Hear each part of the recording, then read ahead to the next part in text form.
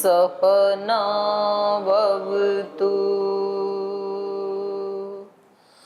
सहनौ भुनक्तु सह वीर्यङ्करवावहै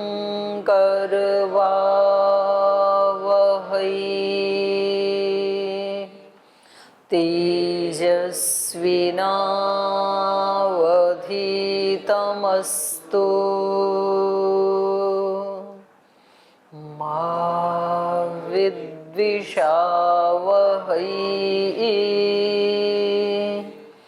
ॐ शान्ति शान्ति शान्तिः।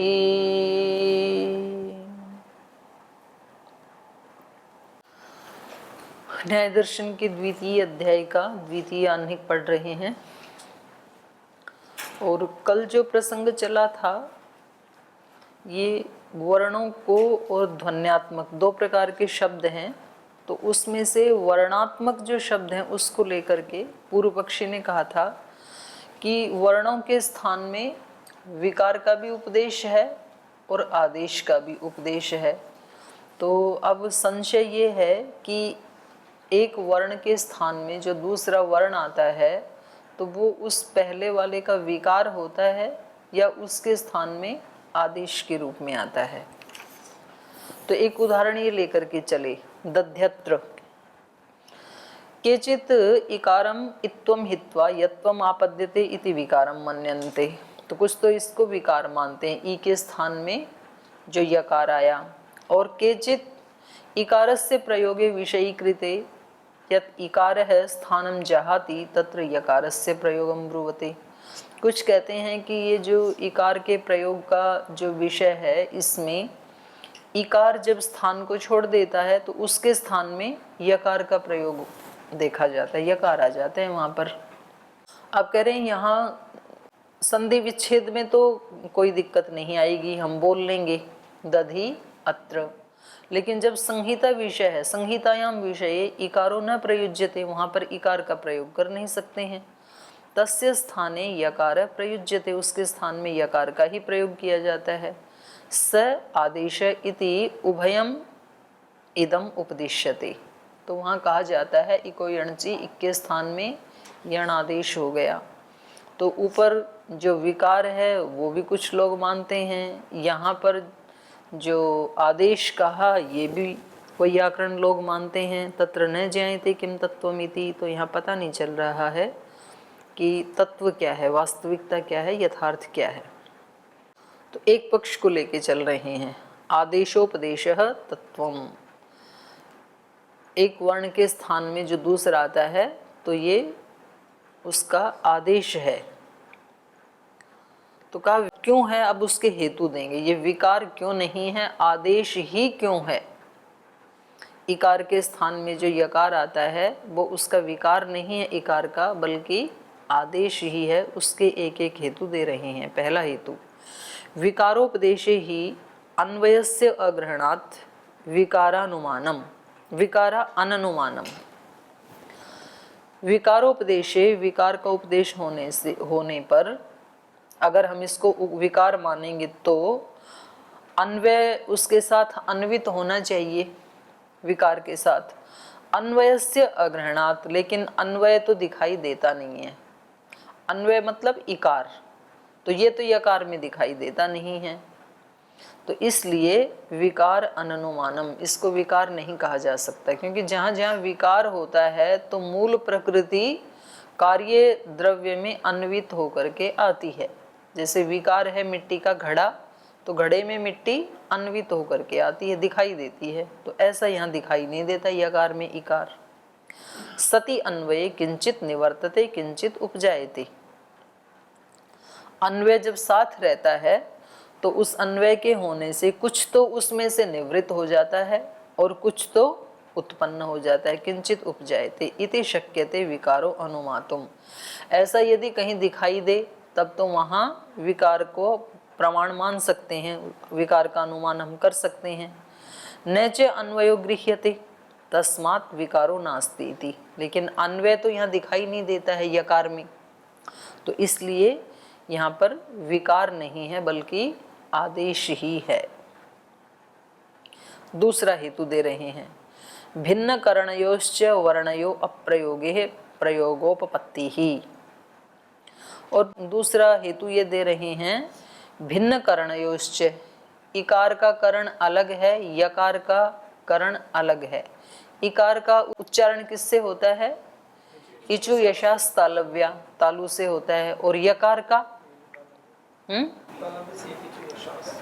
ये आ गया। हाँ, तो स्थान तो एक है इनका, भिन्न करणयोश्च, भिन्न करण वाले वर्णों में अप्रयोगे, वर्णयो अप्रयोगे प्रयोगोपपत्ति। प्रयत्न क्या है? प्रयत्न दोनों इनके अलग हैं।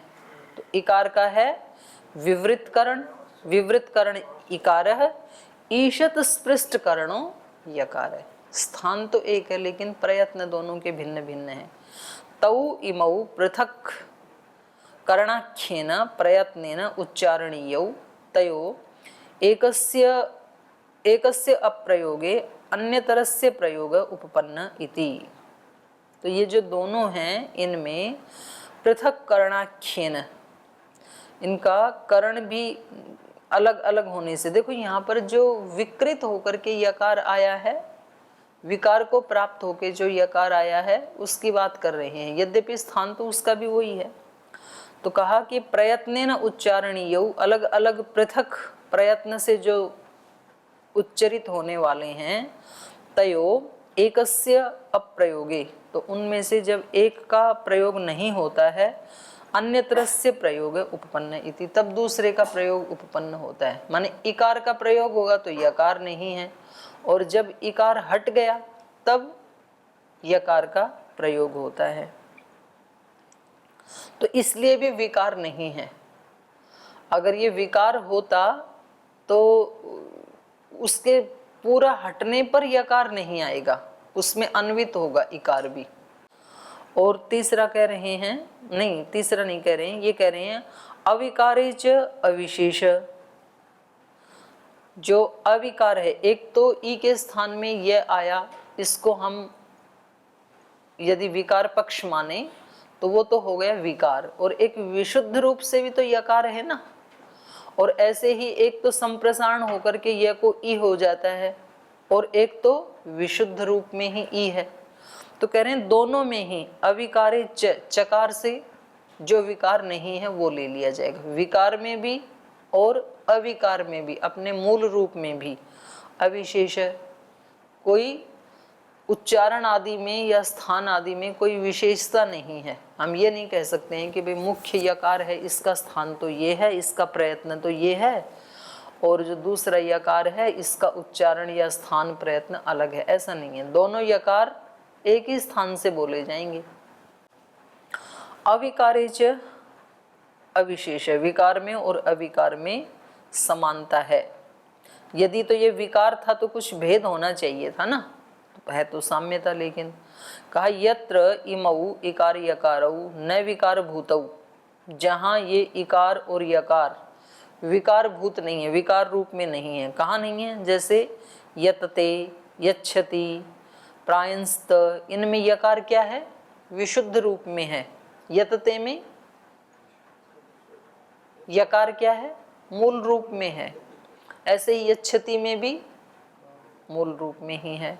प्रायंस्त, इति, और इति जो है इसमें इकार अपने मूल रूप में है।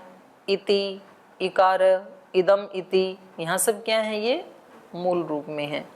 और यत्र च विकार भूतौ, और ये विकार भूत कहाँ है? जैसे इष्ट्वा, यहाँ पर इकार क्या है? यकार का विकार है, यज धातु है ना यहाँ पर, तो वो हो रखा है, संप्रसारण हो रखा है, इष्ट्वा। ऐसे ही व्याहर्ति, यहाँ पर यकार क्या है? विकृत रूप में है, वि आहर्ति, तो यहाँ इकोयणची हो रखा है।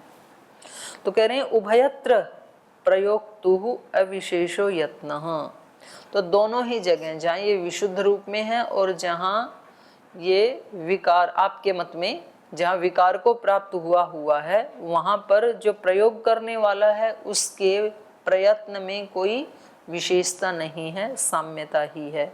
श्रोतुश्च श्रुति इति आदेशोपपत्ति, और जो श्रोतु है, सुनने वाला है, उसकी श्रुति में भी कोई अंतर नहीं है, उसको भी मुख्य यकार भी वैसे ही सुनाई देता है और जिसको आप विकार कह रहे हैं उसका श्रवण भी वैसे ही होता है। तो इस कारण से यहाँ पर आदेश है, आदेश की उपपत्ति है, विकार की उपपत्ति नहीं है, क्योंकि विकार है तो उसमें कुछ तो चेंज आना चाहिए था ना, मूल रूप में और विकार में कुछ तो अंतर होना चाहिए, यहाँ तो कोई अंतर नहीं है। प्रयुज्यमाना ग्रहणाच्च, और कह रहे हैं जो प्रयुज्यमान है, माने जो प्रयुज्यमान मतलब इकार, जो जिसका यकार हो रहा है उसका अग्रहणाच्च, उसका ग्रहण भी नहीं होता है। न खलु इकारः प्रयुज्यमानो यकारताम आपद्यमानो गृह्यते,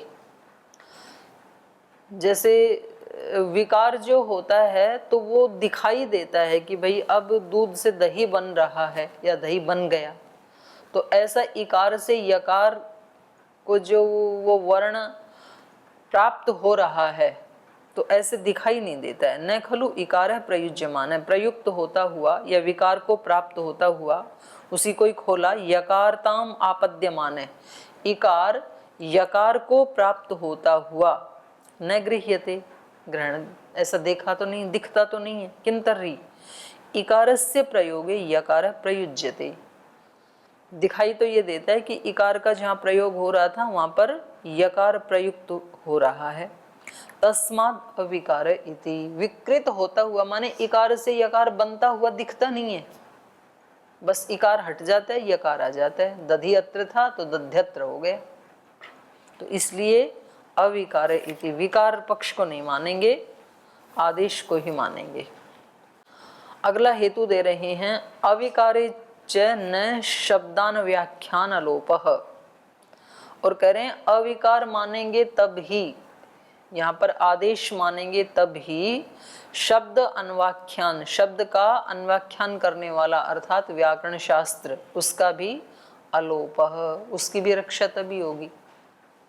अगर हम यहाँ पर आदेश नहीं मानेंगे तो व्याकरण शास्त्र जो कह रहा है इको यणची, तो उसका तो लोप होने लगेगा, फिर तो व्याकरण शास्त्र का तो कोई प्रयोजन ही नहीं रह जाएगा।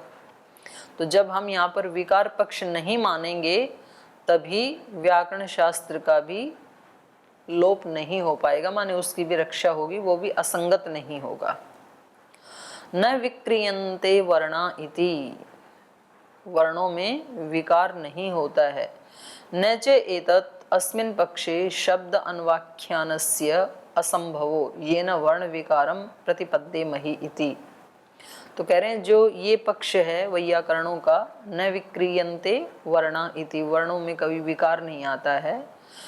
एतस्मिन् पक्षे, इस पक्ष में शब्द अन्वाख्यानस्य असंभवो न, शब्दों का जो अन्व्याख्यान किया है व्याकरण शास्त्र में वो भी असंभव नहीं होगा। ये न वर्ण विकारम प्रतिपद्येमहि, जिससे कि वर्ण विकारों को प्राप्त हों, तो ऐसी स्थिति नहीं आएगी। न खलु वर्णस्य वर्णांतरम कार्यम, तो इस सारे हेतुओं को देते हुए निष्कर्ष ये निकाला कि वर्ण के स्थान में जो वर्णांतर आता है वो उसका कार्य नहीं है पहले वाले का। न ही इकारात यकार उत्पद्यते, इकार से यकार की उत्पत्ति नहीं होती है, यकाराद व इकार न, और न ही यकार से इकार की उत्पत्ति होती है संप्रसारण आदि में। पृथक स्थान प्रयत्नोत्पाद्य ही इमे वर्णाः तेषाम अन्योन्यस्य स्थाने प्रयुज्यते इति युक्तम, क्योंकि पृथक स्थान और प्रयत्न वाले ये जो वर्ण हैं तेषाम उनमें अन्योन्य से स्थाने, एक वर्ण के स्थान में दूसरा स्थान प्रयुज्यते इति युक्तम, प्रयुक्त होता है, यही मत ठीक है, आदेश पक्ष ही ठीक है। एतावच्च एतत् परिणामो विकारः स्यात्, कार्य कारण भावो वा उभयं च नास्ति तस्मान्न सन्ति वर्ण विकाराः, तो कहा एतावच्च परिणामो विकारः स्यात्, तो यही हो सकते हैं विकार। विकार का मतलब या तो कोई रासायनिक परिवर्तन होना चाहिए विकार का, मतलब उसको विकार कहेंगे, जैसे दूध से दही बन जाता है, और या तो फिर कोई भौतिक परिवर्तन होना चाहिए, तो दोनों ही नहीं है।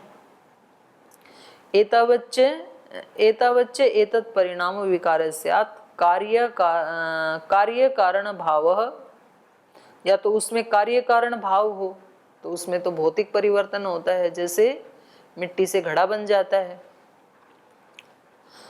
तो ये दोनों ही नहीं है, या फिर इन दोनों में से कोई भी हो, कार्य कारण भाव भी नहीं है। उभयम च नास्ति, तो यहाँ तो दोनों ही प्रकार का विकार नहीं दिखाई दे रहा है, ना तो कोई रासायनिक परिवर्तन दिखाई दे रहा है, ना तो कोई कार्य कारण भाव ही बन रहा है।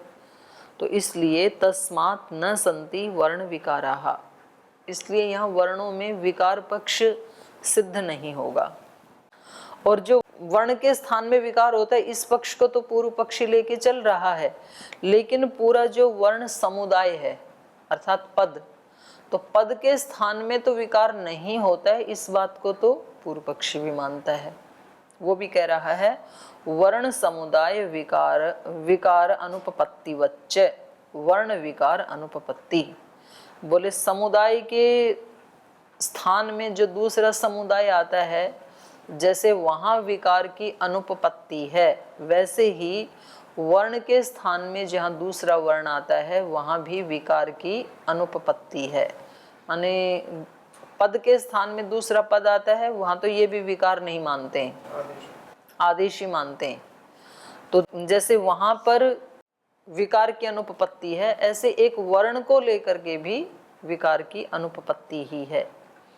तो समुदाय का जैसे इन्होंने दिया अस्तिर्भू, अब अस्ते पूरा एक पद है ना, वर्णों का समुदाय है, तो पूरे समुदाय के स्थान में भू आदेश हो जाता है। अस्तिर्भू, ब्रुवो वची, ब्रू के स्थान में वच, पूरा पूरा ग्रुप आ गया। ब्रुवो वची रीति यथा वर्ण समुदायस्य धातु लक्षणस्य क्वचित विषये वर्णांतर समुदायो। तो कह रहे हैं इस प्रकार से यहाँ जो ये वर्णों का समुदाय है, अस्ते या ब्रुव धातु लक्षण वाला जो वर्णों का समुदाय है, उसका क्वचित विषये वर्णांतर समुदाय, किसी विषय विशेष में ये जो पूरा वर्णों का समुदाय है, इसके स्थान में आदेश हो जाता है। न परिणामो न कार्यम शब्दांतरस्य स्थाने शब्दांतरम प्रयुज्यते तथा वर्णस्य वर्णांतरम इति।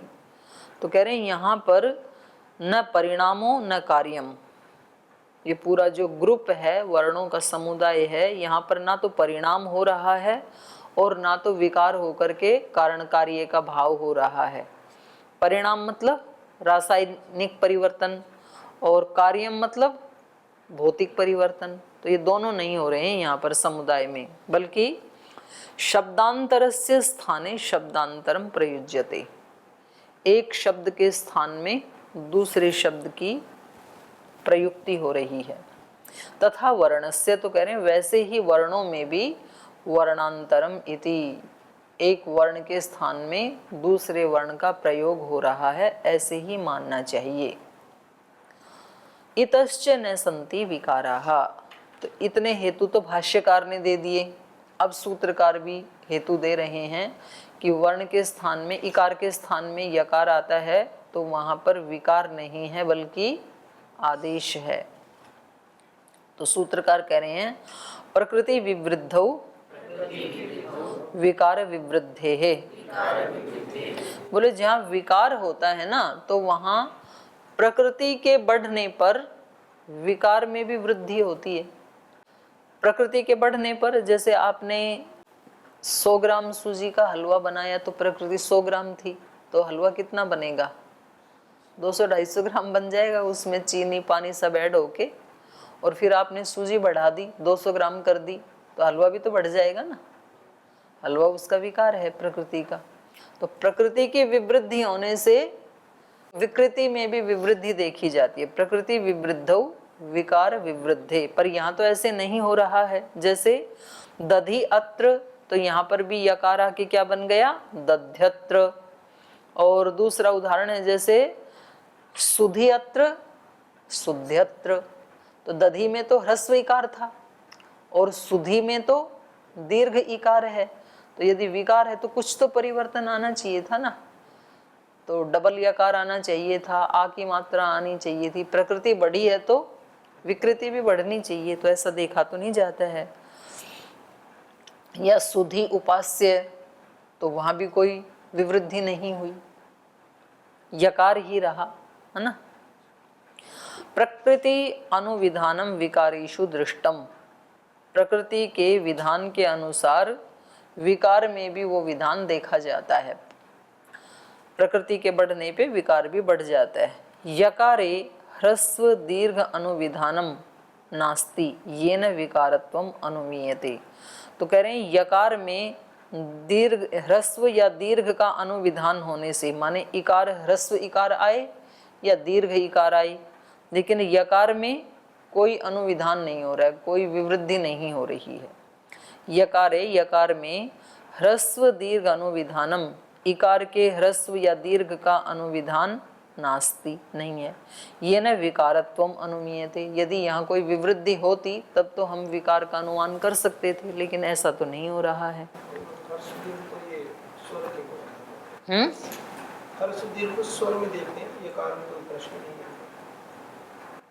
नहीं, यकार भी तो आ हो जाना चाहिए था ना, जब सुधि में बड़ा ई है तो यकार भी तो आ हो जाना चाहिए था।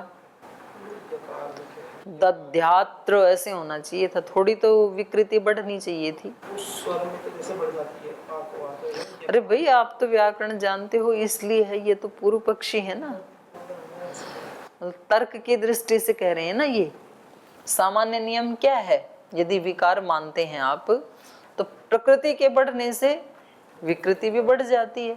तो यहाँ प्रकृति बढ़ी, दीर्घ इकार आया, तो विकृति में कुछ तो परिवर्तन होना चाहिए था ना। ये इनका मतलब तर्क की दृष्टि से कह रहे हैं, ये है तो सिद्धांति की ही बात, पर उसी के भाषा में तर्क कर रहे हैं, पूर्व पक्षी की भाषा में ही। यदि आप विकार मानते हो तो विकार का तो ये नियम है, प्रकृति बढ़ेगी तो विकृति भी बढ़ेगी। यद्यपि ये सब जगह लागू नहीं होगा, ये अगले सूत्र में खुद ही कह रहे हैं पूर्व पक्षी, पर एक तर्क की दृष्टि से कह रहे हैं बस उसको, है ना। तो यकार ही रहता है, चाहे ह्रस्व इकार हो चाहे दीर्घ इकार हो, तो उसके स्थान में यकार ही आता है। तो इसी के ऊपर अब पूर्व पक्षी कह रहा है, वो कह रहे हैं न्यून सम अधिकोपलब्धे विकाराणाम अहेतु। कह रहे हैं विकार में आप ये नहीं कह सकते हो कि जहाँ जहाँ विकार होगा तो प्रकृति के बढ़ने से निश्चित रूप से विकार में वृद्धि होनी ही चाहिए। बोले कहीं कहीं तो विकार में न्यूनता दिखाई देती है, कहीं कहीं विकार प्रकृति के सम होता है, समानता होती है, और कहीं कहीं प्रकृति से अधिक भी हो जाता है। न्यूनता कहाँ दिखेगी आपको प्रकृति की? दूध था 5 लीटर और उसका खोआ निकाला तो कितने किलो निकलेगा? 500 ग्राम निकलेगा 100 ग्राम निकल जाता है लगभग 1 किलो में, 1 लीटर में। तो दूध का तो कढ़ाई भरी हुई थी और मावा थोड़ा सा, तो न्यून हो गया ना। प्रकृति के बढ़ने से विकृति तो बढ़ी नहीं, बल्कि क्या हो गई? न्यून हो गई। विकार तो हुआ, दूध से मावा बना विकार है, लेकिन हमेशा बढ़ेगा ऐसा नहीं है। तो कभी कभी न्यून भी होता है, कभी कभी सम रहता है। जैसे घड़ा बनाया, मृतपिंड जितनी मिट्टी थी उतना बड़ा घड़ा बनेगा, मृतपिंड छोटा है तो छोटा घड़ा बनेगा, बड़ा मृतपिंड है तो बड़ा घड़ा बनेगा। तो समान ही रहता है उसमें। और कहीं ये विकृति तो है, मिट्टी की विकृति है ना घड़ा, तो कहीं तो विकृति न्यून होती है, कहीं तो समान होती, कहीं तो अधिक होती है। जैसे आपने गेहूं का या वो एक दाना डाला, पॉपकॉर्न तो पेड़ विकृति, उसका पेड़ कितना बड़ा जाएगा। जैसे वट वृक्ष है, वट वृक्ष का बीज कितना है? प्रकृति छोटा सा है और उसकी विकृति बहुत ज्यादा बड़ी है, उससे तो अनंत गुना बड़ी है। तो ये पूर्व पक्षी कह रहे हैं कि ये आपका कोई हेतु ठीक नहीं है कि प्रकृति के बढ़ने से विकृति भी बढ़े, ये हेतु ठीक नहीं है, क्योंकि विकृति कहीं न्यून दिखाई देती है, कहीं सम दिखाई देती है, कहीं तो अधिक उपलब्ध होती है। इसलिए विकाराणाम अहेतु। विकारों में आप जो ये विकार पक्ष में जो ये हेतु दे रहे थे वो आपका अहेतु है। द्रव्य विकारा न्यूनाः समा अधिकाश्च गृह्यन्ते। द्रव्यों के विकार न्यून, सम और अधिक ये गृहीत होते हैं। तद्वत् अयम विकारो न्यून स्यात् इति। तो इसलिए ये मान लो कि यहाँ पर इकार के स्थान में जो यकार हुआ या सुधी अत्र में जो यकार हुआ उसको न्यून मान लो, न्यून हो गया तो कोई दिक्कत नहीं है। तो अब सिद्धांती कह रहे हैं द्विविधस्य अपि हेतु अभावात् असाधनम दृष्टांत। कह रहे हैं दोनों ही प्रकार से मतलब साधर्म से और वैधर्म से हेतु अभावात्, ये हेतु बनेगा नहीं आपका, क्योंकि आपने हेतु तो कोई दिया ही नहीं, सीधा उदाहरण दे दिया ना कि द्रव्यों के विकार हैं, न्यून भी होते हैं, सम भी होते हैं, अधिक भी होते हैं। तो आपने तो सीधा उदाहरण बता दिया, इसका हेतु नहीं दिया ना, क्यों तो न्यून होते हैं, किस हेतु से, उसके साधर्म का कोई हेतु नहीं दिया आपने। जैसे आप न्यूनता का उदाहरण दे रहे हैं, जैसे मावा का उदाहरण दिया, तो इसमें पहले तो प्रतिज्ञा करें हम कि प्रकृति से विकृति न्यून होती है, उसके बाद हेतु दें, उसके बाद उदाहरण दें। और उदाहरण देते हेतु देते समय या तो उदाहरण के साधर्म से दें या तो उदाहरण के वैधर्म से दें, ऐसा यहाँ पर है ही नहीं। द्विविधस्य अपि हेतु अभावात्, दोनों ही प्रकार से जो हेतु बनता है साधर्म या वैधर्म से, उन दोनों का अभाव होने से असाधनम दृष्टांत, ये दृष्टांत आपका बनेगा ही नहीं हेतु के बिना, अर्थात कोई व्याप्ति नहीं बनेगी ना, दोनों ही प्रकार से व्याप्ति नहीं बनेगी। ना तो आप ये कह सकते हैं कि विकार जो हैं वो प्रकृति से न्यून होते हैं, ना आप ये कह सकते हैं कि समान होते हैं, ना तो अधिक होते हैं, कोई भी व्याप्ति बनेगी नहीं यहाँ पर।